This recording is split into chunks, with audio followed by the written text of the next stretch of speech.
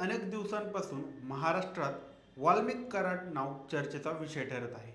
बीड जिल्ह्यातील मस्साजोग या गावाची चर्चा सर्वत्र पाहायला मिळते। संतोष देशमुख यांच्या हत्येमुळे मस्साजोग गावाची ओळख अवघ्या महाराष्ट्रात झाली।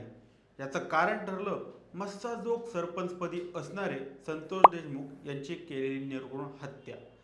9 डिसेंबर 2024 रोजी खंडणीच्या प्रकरणातून संतोष देशमुख यांचा खून करण्यात आला। जेव्हापासून संतोष देशमुख यांचा खून करण्यात आला आहे तेव्हापासून वाल्मिक कराड सोबत धनंजय मुंडे यांचंही नाव सातत्याने पुढे येत आहे। या प्रकरणातील 8 आरोपींना मोका देखील लावण्यात आला आहे, तर वाल्मिक कराडला देखील मोका लावला गेला आहे। पण नेमका तो संतोष देशमुख यांच्या हत्येसाठी लावला आहे का हे अद्याप स्पष्ट झालेलं नाही।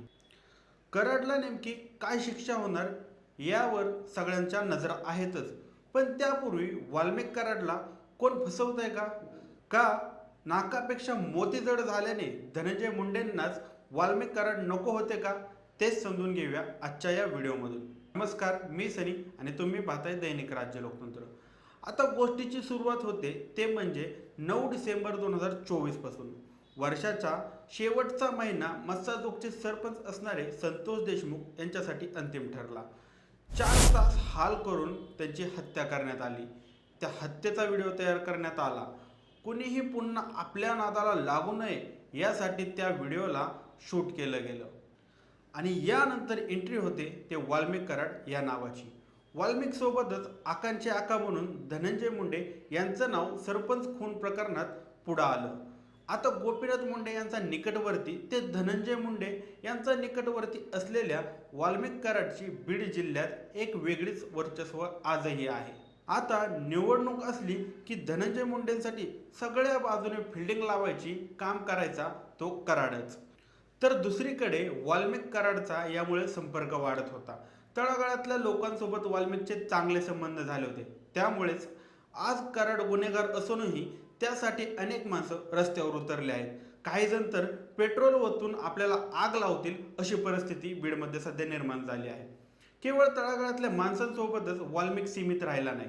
धनंजय मुंडेंच्या मदतीने देवेंद्र फडणवीस, एकनाथ शिंदे, अजित पवार यांच्यासोबत त्यांनी अत्यंत चांगले संबंध तयार केले होते।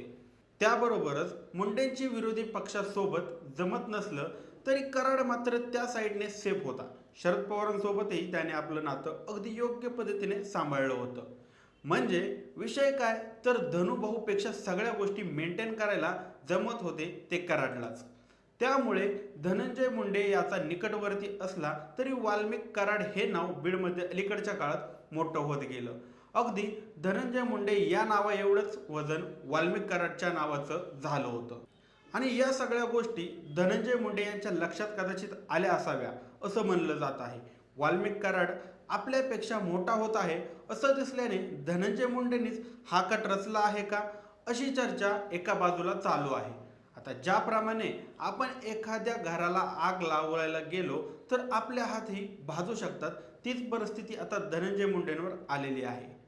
14 जानेवारी 2025 रोजी वाल्मिकला मोका लावण्यात आला। यामुळे बीड जिल्ह्याचं वातावरण सध्या नाजूक आहे।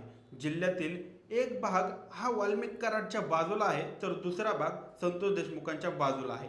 पण यात अडचण होत आहे ती मंत्री धनंजय मुंडेंची। जवळपास निम्म्याच्या वर बीड जिल्ह्यातून धनंजय मुंडे यांच्या राजीनाम्याची मागणी केली जात आहे। त्यामुळे धनंजय मुंडेंना मंत्रिपदाचा राजीनामा देण्याची वेळ आली आहे।